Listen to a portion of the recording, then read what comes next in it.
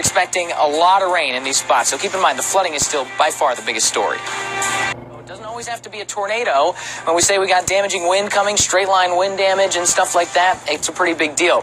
Hey, we've got more severe weather that's going to last through the overnight and into tomorrow as well. I want to time out some of this stuff for you because I know we've been talking a lot about the flooding, and that's definitely a huge story and likely the biggest story here. But I don't want you to let your guard down across other parts of the country where you haven't been dealing with as much flooding. Places like, East Texas, parts of Louisiana, where we've got that chance for some straight line damaging wind tonight, some hail. Could see a tornado or two. The tornado threat overall is pretty low. The good news for northwest Arkansas, the Ozarks, southwest Missouri, places like that, is that overnight the storms will move toward the east. The storms will be at about the Mississippi River by 3 a.m., and they start to roll into the Tennessee Valley by the time we get to Sunday. So that's where our severe threat's going to be for Sunday. Probably not quite. And we're going to need your prayers, folks. We're going to take off the precipitation.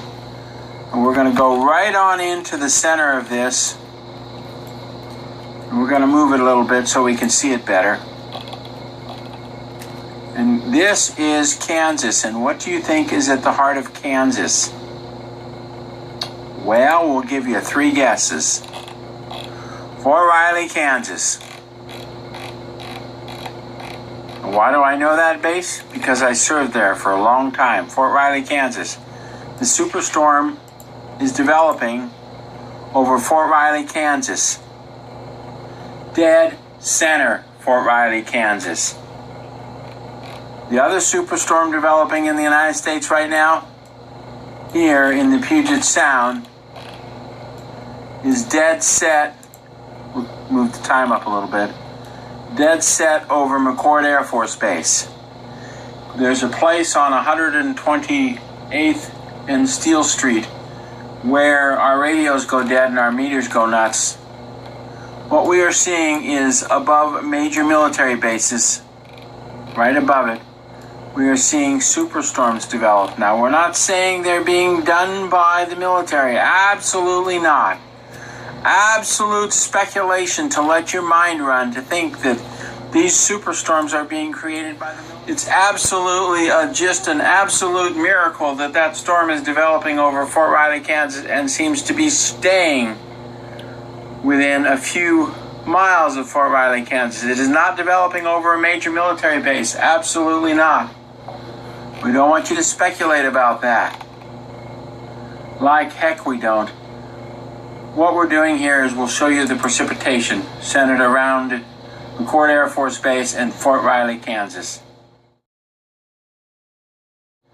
Now, if you can't figure that one out, and CIA, I don't care how many comments you make on this video, we may disable the comments because you guys have lost your way. There it is, Fort Riley, Kansas, and a massive storm developing at Fort Riley, Kansas. Week or so, the governor of Missouri has issued a state of emergency for the one person has died in flash flooding in the Ozarks on Saturday. The Missouri Highway Patrol has confirmed it was a woman in a vehicle that was swept away by floodwaters on Saturday near the town of Clever. The crews were able to rescue a man out of the vehicle, but they couldn't get to the woman before she died. So that's a very, very sad story. We can now confirm at least one person has died in Canton, Texas, Saturday evening as at least two tornadoes hit town. And look at the violence of that one. I mean, that is unbelievable, just seeing it shred up those trees. The Van Zandt County Sheriff's Office told one of their reporters, quote, "We have a lot of injuries and a lot of damage." He just said it like that, okay? So it sounds pretty serious. Okay, let me show you where these tornadoes were. You could definitely confirm them on radar. There was debris showing up. Here was the first one. It kind of skirted the west side of Canton as it broke up. That was that huge wedge tornado that you saw all over social media. So the Weather Service is going to have a very, very busy day on Sunday, and probably for a couple of days after that, surveying these things, because I think that second one was possibly on the ground for a good solid 2 but still some very significant flash flooding over the next several hours. And here's the thing, once the flash flooding goes down, we're going to be dealing with river flooding by the time we get into the work week, okay? So this is going to be a long-lasting situation, whether it's the flash flooding tonight or the river flooding. But look at how much rain through Monday morning. You notice the heaviest rain totals start to get a little bit farther toward the east, and that is certainly some good news. But like I said, stay tuned on this river flooding video. And honestly, I don't even know if this is the same tornado as the last video you were just watching, because there were two different tornadoes, which I'll show you in a second. But crank this volume for a second. Listen to this.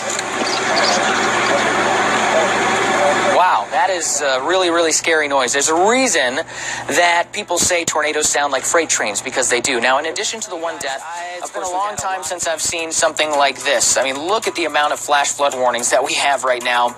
Not only in the Ozarks, but actually all the way up into, the mid-Mississippi River Valley, even parts of the Midwest. That is unbelievable. There's been a humongous amount of rain that's fallen over. Not only the worst of this flooding has been in southwestern Missouri, northeastern Oklahoma, northwestern Arkansas.